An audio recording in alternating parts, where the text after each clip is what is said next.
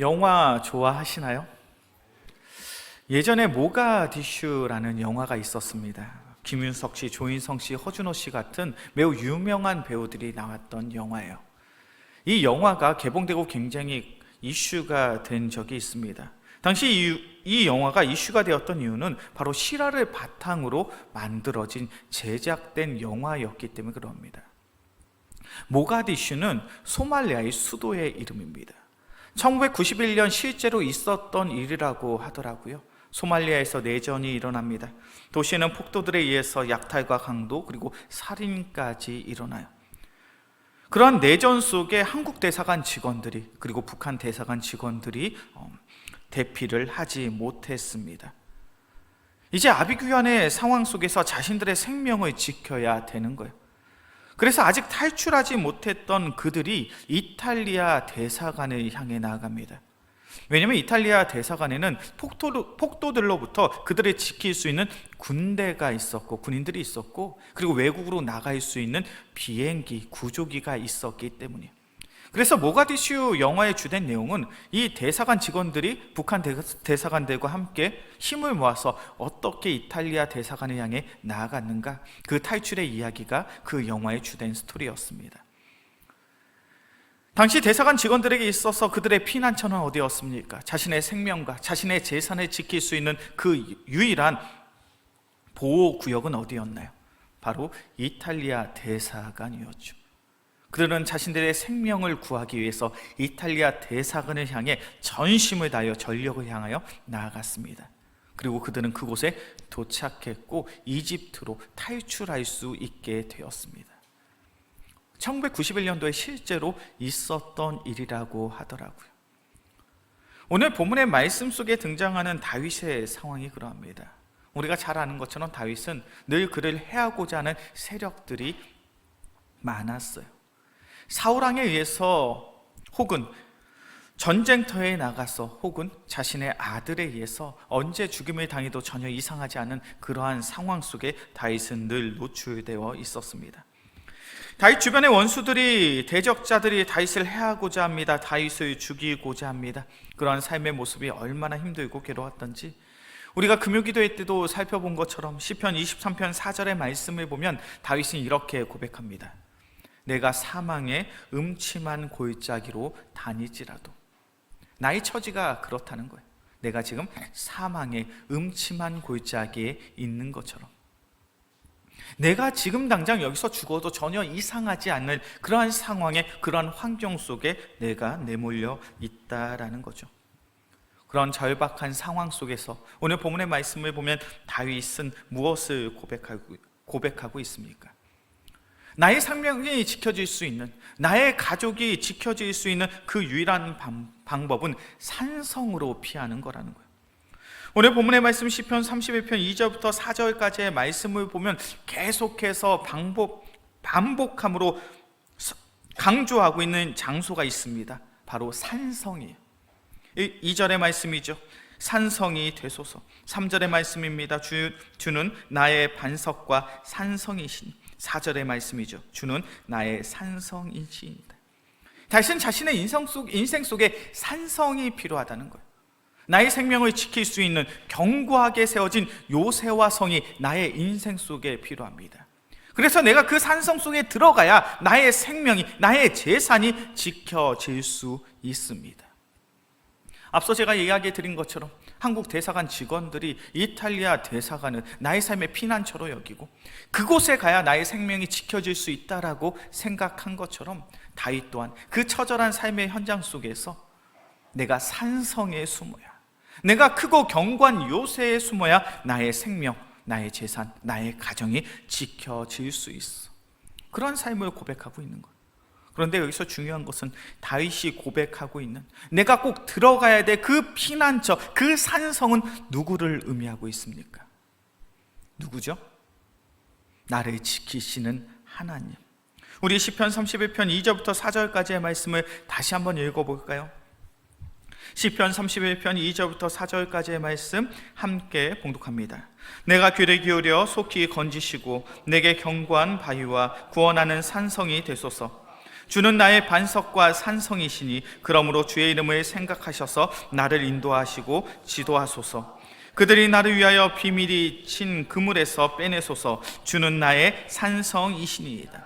다윗은 고백합니다. 나의 삶 속에 산성이 필요합니다. 견고하게 세워진 나를 지킬 수 있는 그러한 요새, 그러한 성이 나의 삶 속에 필요합니다. 내가 이 산성 속에 들어가야 내가 내 생명을 지켜낼 수 있습니다. 내 가정을 지킬 수 있습니다. 내 재산을 지킬 수 있습니다. 그런데 이 산성이 누구입니까? 우리를 구원하신 하나님, 오직 주님만이 나의 산성이 되신다는 거예요. 다윗의 위대함이 바로 여기에 있는 것이죠. 다윗은 한결같이 주님을 바라보고 주님을 의지하는 자였습니다. 고난이 있습니다. 시련이 있습니다. 마치 나의 인생길이 사망의 음침한 골짜기를 걷는 것처럼 내가 여기서 지금 당장 죽임을 당해도 전혀 이상하지 않은 그런 절박한 상황 속에 내 인생이 놓여져 있어요. 그런데 그런 인생 속에 다윗은 누구를 바라보고 있습니까? 누구를 의지하고 있습니까? 누구를 나의 피난처, 나의 산성으로 고백하고 있습니까? 오직 하나님 한 분만을 나의 구원자, 나의 산성, 나의 요새, 우리의 참된 피난처라고 고백하고 있는 거예요. 우리 영광교회 성도들의 믿음이 그러하게 주의 이름으로 간절히 축원합니다. 우리의 인생, 우리의 삶이 그러할 수 있잖아요. 내가 감당할 수 없는 시련과 고난이 우리의 인생 속에 놓여져 있습니다. 아무리 생각해도 내가 이 문제를 해결할 수 없어요. 아무리 생각해도 내가 이 위기의 순간에 벗어날 수가 없습니다. 그때 우리는 어디로 피해야 됩니까? 나의 피난처 되시는 주님 앞에 나의 삶의 문제를 맡길 때 주님께서 우리의 삶의 모든 문제들을 해결하여 주사 반드시 우리 모두는 이기고 승리하게 될 줄로 믿습니다. 그러한 신앙의 고백을 베드로전서에서도 분명히 하고 있어요. 우리 말씀을 한번 찾아볼까요? 베드로전서 5장 7절의 말씀입니다. 우리가 너무나도 잘 알고 있는 말씀이죠. 베드로전서 5장 7절의 말씀,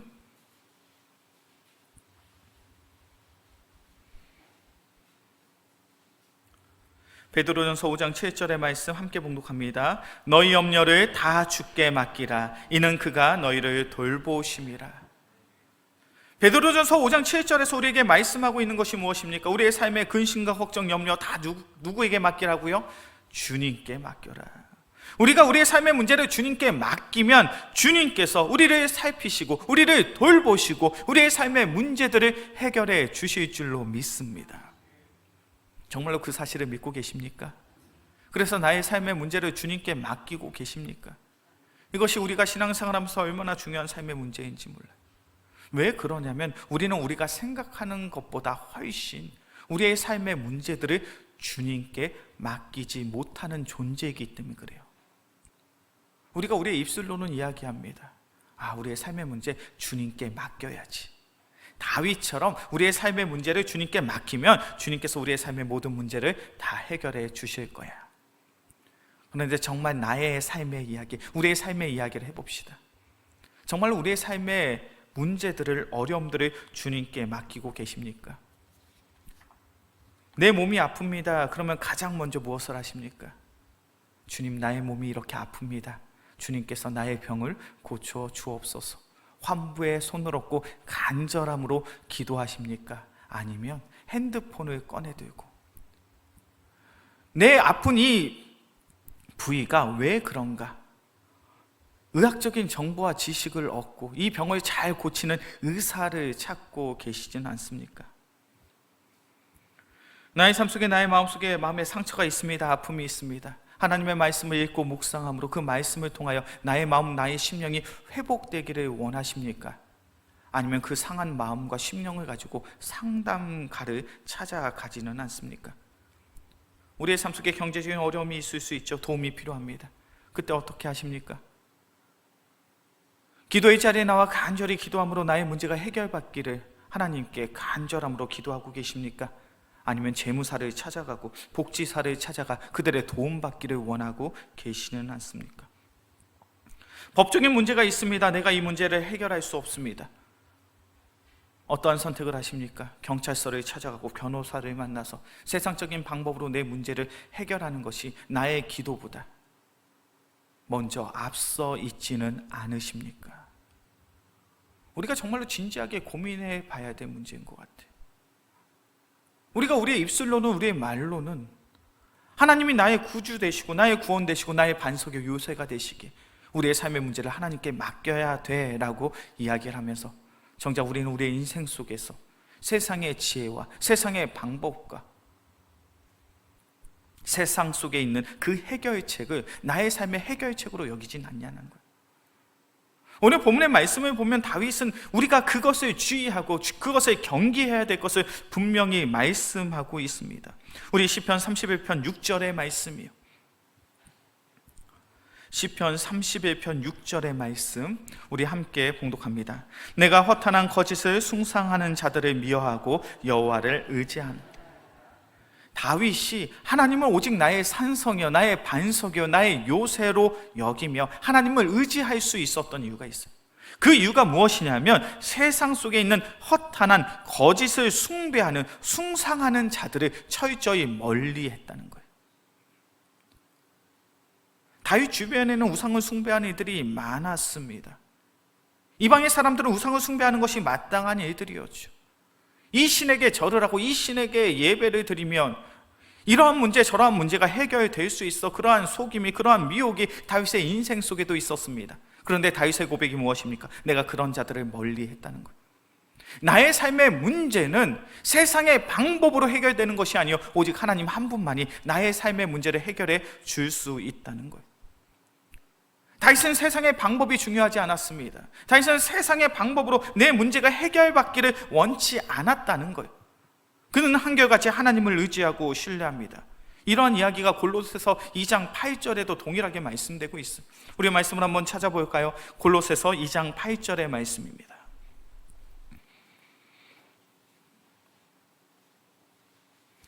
골로새서 2장 8절의 말씀,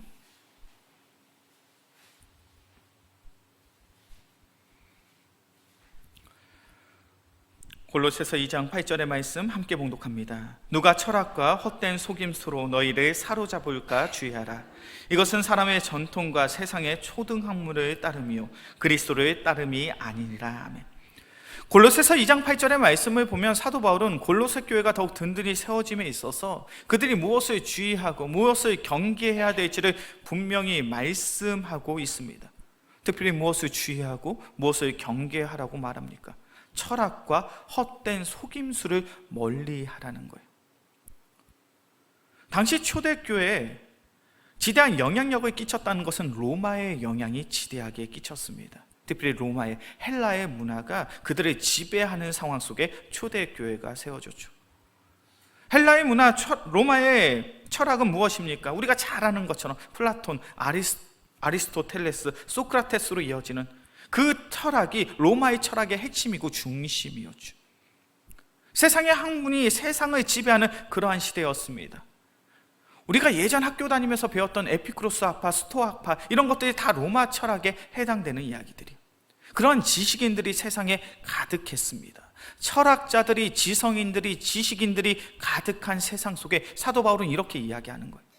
너희가 정말로 예수 그리스도를 따르기 원한다면 세상의 지성인, 세상의 지식인, 세상의 철학자들의 말에 너무 귀를 기울이지 말라는 거예요. 그들이 너희의 마음을 사로잡게 되면 너희는 그리스도를 따르지 못하게 된다고 말씀합니다. 또한 사도 바울은 헛된 속임수를 멀리하라라고 말합니다. 여기서 말씀하고 있는 헛된 속임수는 마술을 행하는 자들이에요. 특별히 사도행전 8장의 말씀을 보면 빌립 지사가 사마리아 성에 가서 복음을 전할 때 그를 회방했던 이들이 바로 마술을 행하는 자들이었습니다. 2000년 전의 사회는 그랬어요. 그 사회의 가장 중요한 것은 얼마나 그럴싸한 지식과 철학을 가지고 사람들을 꿰어내고 있는가, 얼마나 그럴싸한 마술을 가지고 사람들이 현혹하고 있는가, 그러한 모습들이 삶 가운데 가득했습니다.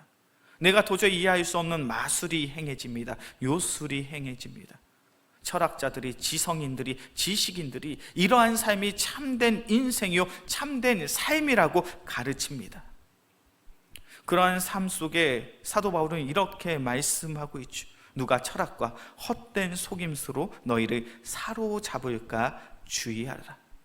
이것은 초등 학문이라는 거예요. 우리는 오직 예수 그리스도를 따라야 한다는 거예요.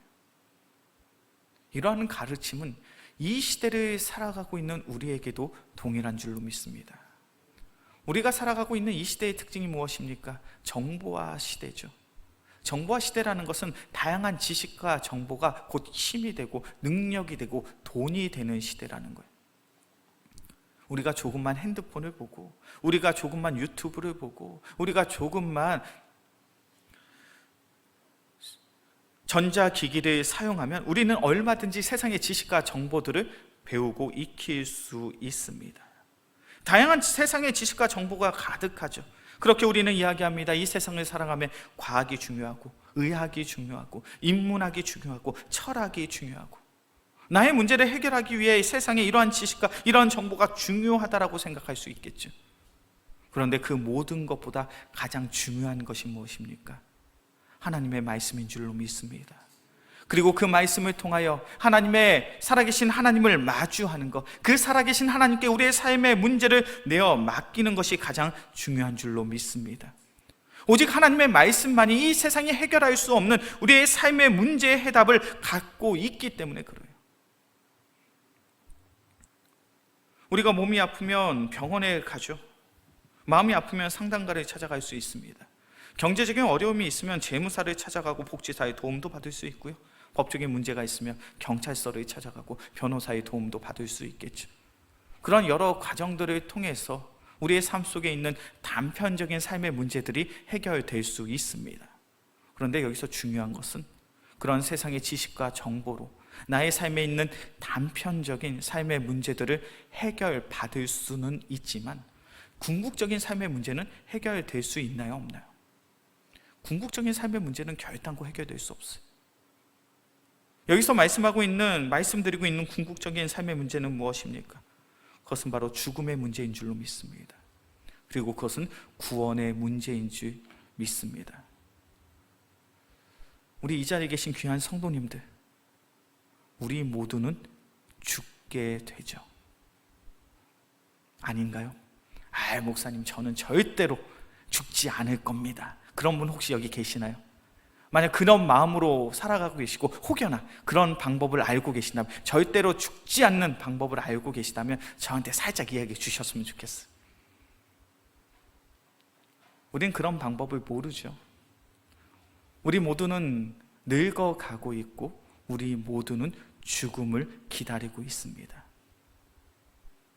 우리 모두는 죽음을 앞두고 있기에 죽음에 대한 공포와 두려움을 안고 있어요.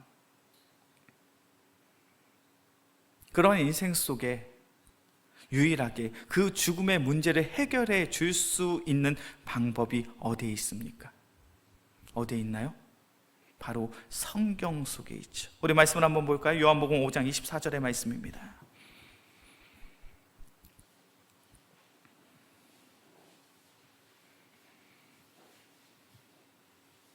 요한복음 5장 24절의 말씀, 요한복음 5장 24절의 말씀 함께 봉독합니다. 내가 진실로 진실로 너에게 이르노니 내 말을 듣고 또 나 보내신 이를 믿는 자는 영생을 얻었고 심판에 이르지 아니하니 사망에서 생명으로 옮겨졌느니라. 아멘. 요한복음 5장의 말씀을 보면 예수님께서 말씀하십니다. 너희의 삶 속에 너희의 그 사망의 문제, 죽음의 문제를 내가 해결해 주겠다. 이 땅에 오신 예수 그리스도를 믿는 자들에겐 반드시 영생을 얻게 될 것이요, 그럼으로 인하여 너희의 인생은 사망에서 끝나는 것이 아니라 생명으로 옮겨져 영원한 생명의 삶이 너희의 삶 속에 있다. 이 세상의 어떠한 지식도, 이 세상의 어떠한 학문도, 이 세상의 어떠한 정보도 우리의 삶 속에 놓여져 있는 이 죽음의 문제를 해결할 수 없습니다. 그런데 중요한 것은 이 죽음의 문제, 이 사망의 문제를 해결해 줄 수 있는 이는 누구입니까? 오직 우리를 구원하실 예수 그리스도, 하나님 한 분밖에는 이 문제를 해결하지 못하실 줄로 믿습니다. 그렇게 다윗이 하나님을 향하여 나의 산성이라고 고백하는 거예요. 왜요? 이 죽음의 문제, 생명의 문제, 누구의 손에 있습니까? 오직 하나님 속에 있는 거예요. 하나님 안에 있는 거예요. 그러니 다윗은 고백합니다. 오직 하나님만이 나의 산성 되십니다. 나의 피난처가 되십니다. 세상의 그 무엇도 이 죽음의 문제를, 죽음의 공포와 두려움의 문제를 해결할 수 없는데, 내가 하나님 안에 있으니, 내가 주님 안에 있으니 이 사망의 문제가, 죽음의 문제가 해결을 받았습니다. 우리의 인생, 우리의 삶이 그러하게 간절히 소원합니다. 우리의 피난처는 오직 하나님 한 분이신 줄로 믿습니다. 우리가 이 세상을 살아가며 내가 감당할 수 없는 삶의 문제들, 세상의 방법으로 순간순간 그 문제들을 해결할 수 있겠죠. 그런데 아무리 세상의 의학이 대단하고 세상의 과학이 대단해도 죽음의 문제를 해결할 수는 없어요. 그 죽음의 문제, 구원의 문제는 오직 예수 그리스도 안에서, 하나님 안에서 해결받을 줄로 믿습니다. 그렇게 우리 모두는 다윗처럼 고백할 수 있어야 돼요. 오직 주가 나의 산성 되십니다. 오직 주가 나의 피난처 되십니다. 우리의 삶 속에 있는 죽음의 문제, 우리의 삶 속에 있는 사망의 문제를 주님께서 해결하여 주사, 우리가 이 땅 가운데 살아가며 죽음과 사망에 대한 두려움을 안고 살아가는 존재가 아니요, 주님께서 허락하신 생명, 영원한 생명의 삶을 소망함으로 살아갈 수 있는 우리 모두가 되게 하여 주옵소서. 그 귀한 고백이 바로 나의 고백, 우리 영광교회 귀한 성도들의 고백이 되어지길 주의 이름으로 간절히 축원합니다. 기도하겠습니다. 사랑해 주님 감사합니다. 주님께서 우리를 사랑하사 귀한 말씀의 자리에 우리를 불러주신 줄로 믿습니다. 다윗은 자신의 인생이 사망의 음침한 골짜기에 놓여있는 그런 절박한 상황 속에 놓여져 있습니다. 그러나 그 절박한 상황 속에 우리의 생명 되시는 하나님을 고백하며 오직 하나님을 나의 피난처요, 나의 생명으로 고백합니다. 우리 영광교회 귀한 성도들에게 다윗과 같은 믿음을 허락하여 주시옵소서. 우리의 삶의 모든 문제들을 주님께 내어 맡김으로 하나님의 돌보심, 하나님의 인도하심 속에 하나님의 나라, 영원한 생명의 삶을 소망함으로 살아갈 수 있는 우리 모두가 되게 하여 주시옵소서. 이 모든 말씀 우리를 사랑하시는 예수 그리스도의 이름으로 기도합니다. 아멘.